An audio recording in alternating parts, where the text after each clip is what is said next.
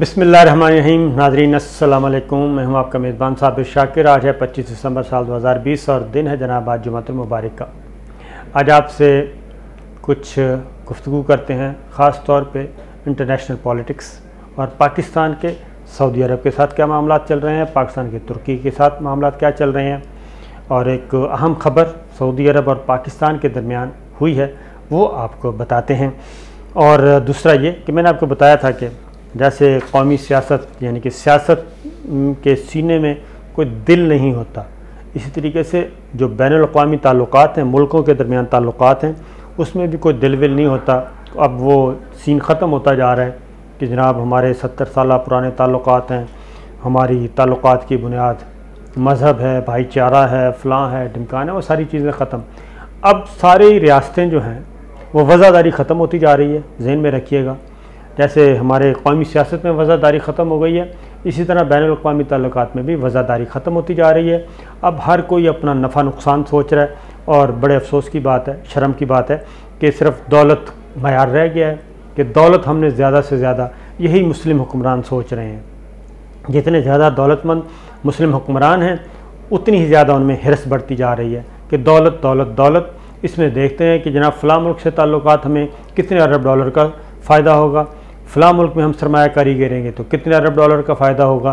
तो ये सारी चीज़ें इसके इर्द गिर्द घूम रही हैं और जो एक मज़हब की बुनियाद पे, एक दीन की बुनियाद पे, भाईचारे की बुनियाद पे, अख़ुव्वत की बुनियाद पे जो दीनी रिश्ते थे वो ख़त्म होते जा रहे हैं। लेकिन इसके बावजूद जनाब पाकिस्तान ने भी अकॉर्डिंगली अपने आप को उसी धारे में रीएडजस्ट किया है और ख़ालिसतन अब ताल्लुकात होंगे कि पाकिस्तान के मफाद में क्या है, पाकिस्तान का कौमी मफाद क्या है, उसकी बुनियाद पे। एक तो अच्छी खबर ज़रा सुन लीजिए सऊदी अरब और पाकिस्तान के हवाले से। सऊदी अरब और पाकिस्तान के दरमियान जनाब सर्द महरी चल रही थी, उसमें कदरे बेहतरी आई है और वो सऊदी हुकूमत की तरफ से ये वाज़े किया गया है कि ये परसेप्शन बिल्कुल गलत है कि जनाब हम कोई नवाज़ शरीफ या शहबाज शरीफ इसके लिए हम कोई लॉबिंग कर रहे हैं। सऊदी अरब की तरफ से वाज़ेह तौर पे ये अनऑफिशियली बताया गया है कि जनाब सऊदी अरब और पाकिस्तान, जो सऊदी हुकूमत है वो पाकिस्तान को देखती है, पाकिस्तान के साथ ताल्लुकात और पाकिस्तान की हुकूमत के साथ ताल्लुकात, पीपल टू पीपल कॉन्टैक्ट, इस पस मंज़र में इसको देखा जाए। और पाकिस्तान में कौन सी हुकूमत आती है इससे हमें कोई सरोकार नहीं, हम हर हुकूमत के साथ काम करने के लिए तैयार हैं और इस तासुर की नफ़ी होनी चाहिए। और दूसरा ये कि जिस तरीके से पाकिस्तान आज़ाद है इसी तरीके से सऊदी अरब भी आज़ाद है, एक सॉवरन कंट्री है, वो भी अपने ताल्लुकात अपने मफाद के मुताबिक और पाकिस्तान भी अपने ताल्लुकात पाकिस्तान के मफाद के तहत। तो उसके बाद ये हुआ जनाब कि पाकिस्तान की तरफ से ये एक कहा गया है सऊदी अरब को कि जनाब ये बात तस्लीम शुदा, और एक जो अहम तरीन बात कही गई वो ये है कि सऊदी अरब जो एक मुक़द्दस सरज़मीन पाकिस्तान समझता है उसको, पाकिस्तान के अवाम, पाकिस्तान की सिक्योरिटी फोर्सेस, पाकिस्तान की लीडरशिप, और वो समझती है मदीना मुनव्वरा और मक्का मुकरमा की वजह से, हरमैन शरीफैन की वजह से, और वो एक मुक़द्दस सरज़मीन है पाकिस्तान के लिए। और अगर सऊदी अरब को किसी भी किस्म की उसकी कौमी यकजहती को या उसकी जोग्राफियाई हदूद को कोई ख़तरा लाहक हुआ तो पाकिस्तान तन मन धन अपना वार देगा और सऊदी अरब के साथ खड़ा होगा, बल्कि सऊदी अरब के साथ शाना बशाना लड़ेगा। ये बात ज़हन में रखिए कि सऊदी सरज़मीन की हिफाजत के लिए पाकिस्तान की अफवाज हाज़िर, पाकिस्तान की सिक्योरिटी फोर्स हाज़िर, पाकिस्तान के अवाम हाज़िर, ये बात कह दी गई है। और आर्मी चीफ इंडिया के आएँ ना आएँ ये उनका काम है जनाब, उन्होंने अपने ताल्लुकात रखने हैं, हमने अपने ताल्लुकात रखते हैं और अपने अपने ताल्लुकात, उसकी मैं आपको रीज़न बता देता हूँ। दूसरी जानब क्या हुआ है, अब पाकिस्तान क्या कर रहा है, अब सऊदी अरब को भी इस बात का एहसास हो चुका है कि पाकिस्तान तुर्की के साथ ताल्लुक़ रखे, पाकिस्तान कतर के साथ रखे, पाकिस्तान ईरान के साथ रखे, अगर वो ताल्लुकात सऊदी अरब के मफादात को नुकसान नहीं पहुंचा रहे तो सऊदी अरब को भी फिर उस पर ओवर रिएक्ट नहीं करना चाहिए। तो जैसे पाकिस्तान ने इंडिया के साथ सऊदी अरब के ताल्लुकात पे ओवर रिएक्ट नहीं किया और कभी भी ये नहीं कहा कि जनाब आप उधर ये कर रहे हैं, हमारे साथ ये कर रहे हैं, सिर्फ मकबूजा कश्मीर के मामले में पाकिस्तान ने ओवर रिएक्ट नहीं किया बल्कि सही तौर पे रिएक्ट किया था, क्योंकि वो अक़वाम मुत्तहिदा का मसला था, वो अक़वाम मुत्तहिदा गारंटर है, सऊदी अरब उस अक़वाम मुत्तहिदा का मेंबर है। जब मकबूजा कश्मीर के मामले में सऊदी अरब ने OIC को एक्टिवेट नहीं किया तो उस पर वो गिला बनता था और वो गिला किया था। दो तरफ़ा ताल्लुकात आपस में जो भी हैं वो सऊदी अरब और इंडिया जाने और हम सऊदी अरब के साथ हैं, लिहाजा एक तो ये चीज़ समझ लेनी चाहिए। उसके बाद तुर्की ने जी पाकिस्तान के साथ दोस्ती का हक़ एक बार फिर अदा कर दिया है और वो दो चीज़ें उधर से अच्छी आई हैं।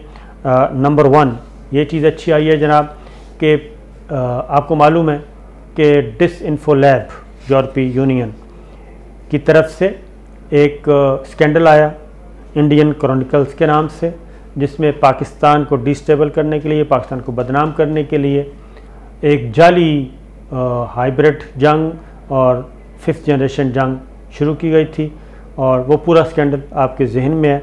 उसके तहत ये सब कुछ किया जा रहा था। तो उसी में एक तुर्की के नाम पे भी एक वेबसाइट बनाई गई थी जो कि उबरानी ज़बान में बनाई गई थी और 1909 में कुस्तुनतुनिया से उबरानी ज़बान में शाया होने वाले हफ्त रोज़ा अखबार के नाम पर बनाई जाने वाली वेबसाइट को ब्लॉक कर दिया है। और इस वेबसाइट पे भी इंडिया वही काम कर रहा था और ये तुर्की के शुबा टेली कम्युनिकेशन अथॉरिटी ने ये काम किया है। और ये वेबसाइट जनाब भारतीय ग्रुप के हमसोसी के नाम से रजिस्टर करवाई गई थी, जिसके ज़रिए तुर्की में पाकिस्तान के ख़िलाफ़ प्रोपेगेंडा किया जा रहा था और इस पे गुमराह कुन ख़बरें वो आपको सारा इल्म है। और ये दारुल हुकूमत दिल्ली से इस ग्रुप का हेड था जनाब श्रीवास्तवा, वो चल रहे थे जाली NGOs, तो तुर्की ने उसको ब्लॉक कर दिया है कि जनाब तुर्की की सरजमीन पाकिस्तान के ख़िलाफ़ इस्तेमाल नहीं हो सकती और ये वेबसाइट ब्लॉक कर दी गई इंडिया की वेबसाइट। अब एक और काम तुर्की और पाकिस्तान के दरमियान, जैसे मैंने बताया कि हर मुल्क अपना अपना सोच रहा है, सऊदी अरब अपने फ़ायदे के लिए, UAE अपना फ़ायदा, तो ये सब चीज़ें चल रही हैं। तो एक और जनाब अहम तरीन ख़बर है, वो है कि अंकारा में पाक तुर्की आला सतह का मिलिट्री डायलॉग हुआ है जनाब और ये 15वां सेशन था और पाकिस्तान आला सतही मिलिट्री डायलॉग ग्रुप HLMDG इसका नाम है जनाब। ये हुआ 15वां इजलास 22 और 23 दिसंबर को ये अंकारा में मुनक़िद हुआ और डिप्टी चीफ ऑफ तुर्क जनरल स्टाफ जनरल पेरकार ये थे जनाब और तुर्क वफद की क़यादत की, जबकि लेफ्टिनेंट जनरल मियां मोहम्मद बिलाल हुसैन सेक्रेटरी दिफा ने पाकिस्तानी वफद की क़यादत की। और इसमें जनाब HLMDC इजलास के दौरान दोनों वफूद ने फ़ौजी तरबियत, तालीम, इंसदाद दहशतगर्दी और दिफाई सनत में मुश्तरका पैदावार और ख़रीदारी समेत बाहमी ताउन के तमाम मौक़ों पर तबादला ख्याल किया। और मशरक़ वस्ता दोनों अतराफ़ ने जनाब मशरक़ वस्ता, मिडल ईस्ट, जनूबी एशिया, साउथ एशिया और अफ़गानिस्तान समेत मौजूदा इलाकाई माहौल के बारे में मुश्तरका नुक़्ता नज़र पर तबादला ख्याल किया। फ़रीक़ैन ने दिफाई ताउन को मज़ीद मुस्तहकम करने के लिए इसको मज़ीद एक्सटेंड करने के लिए बात की, इन्हांस किया जाएगा जनाब।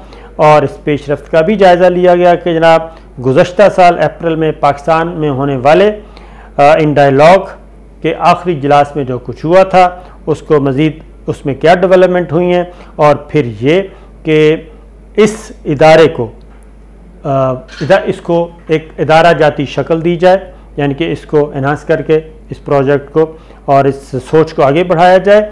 और ये चीज़ जनाब ज़हन में रखिए। और ख़ास तौर पे एक और बात हुई कि दिफाई सनती फर्म बशमूल बायका UA का भी TAI एसालिसान होनिसान और दौरा किया।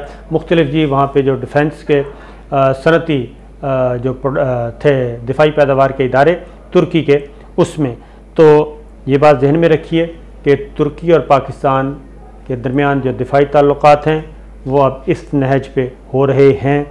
और ये भी बात जहन में रखिए कि चाइना और पाकिस्तान की जो शाहीन 9 फ़िज़ाई मशक़ें थीं, जिसमें जदीद तरीन लड़ाका तैयारों ने अपनी सलाहियतों का लोहा मनवाया, वो भी इख्तिताम पजीर हुई।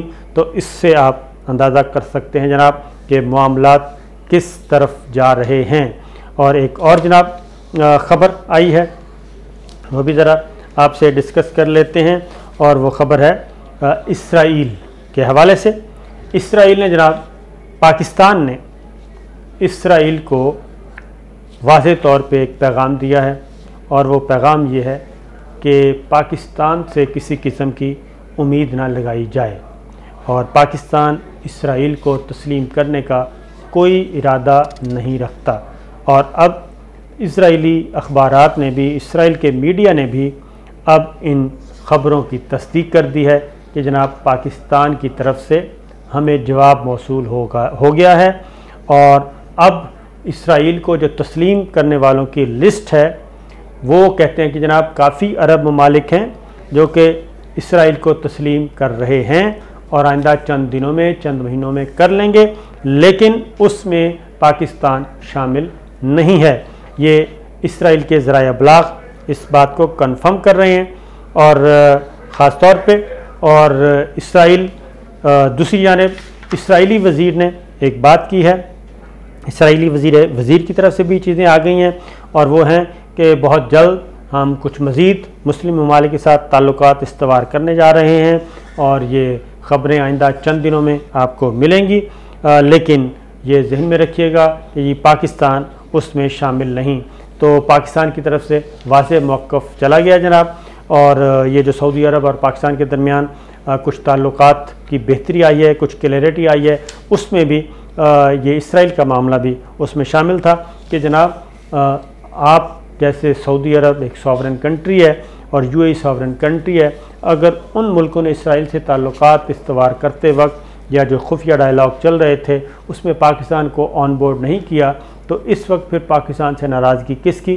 पाकिस्तान ने अपने माहौल के मुताबिक इसराइल के साथ मामला तय करने हैं, तो हम उस क्या कहना चाहिए, उस तराजू के पलड़े में क्यों जाएं जो आप लोगों ने अपना एक सॉवरेन के तौर पे, सॉवरेन कंट्री के तौर पे इसराइल से ताल्लुकात इस्तवार किए हैं। लिहाजा ये गिले शिकवे अब थोड़े से दूर हुए हैं, और पाकिस्तान ने एक वाज़ेह पोजीशन ले ली है कि फ़लस्तीन को जब तक आज़ाद रियासत तस्लीम नहीं किया जाता, फ़लस्तीनियों को उनका हक़ नहीं मिलता अक़वाम मुत्तहिदा करारदादों के मुताबिक, तब तक पाकिस्तान इसराइल को तस्लीम नहीं करेगा। तो ये थी जनाब अब तक की ख़बरें। मैंने कहा आपको ज़रा क्लियर कर दूं और सिचुएशन ज़रा वाज़ेह हो जाए, क्योंकि ये गुमगू की कैफियत चल रही थी। कुछ मज़ीद ख़बरें इंशाअल्लाह अगली वीडियो में। इजाज़त दीजिए, अल्लाह हाफ़िज़।